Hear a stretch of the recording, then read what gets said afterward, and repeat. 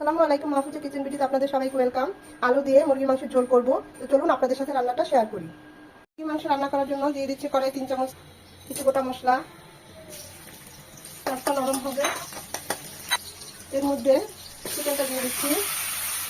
এটা একটু ভাজা ভাজা হবে তেলের মধ্যেই। 4-5 মিনিট চিকেনটা ভাজার পর হলুদ গুঁড়ো, মরিচ গুঁড়ো, আদা রসুন বাটা, পেঁয়াজ বাটা, ভাজা জিরে গুঁড়ো আর 1/2 চামচ গরম মশলা গুঁড়ো সব দিয়ে দেবো। মশলাগুলো 4-5 মিনিট কষিয়ে নেব। 1/2 কাপ টক দই, 3টা আলু ভেজে নিয়েছি দিয়ে দিচ্ছি। 1 চামচ টমেটো পিউরি, 1 কাপ গরম পানি।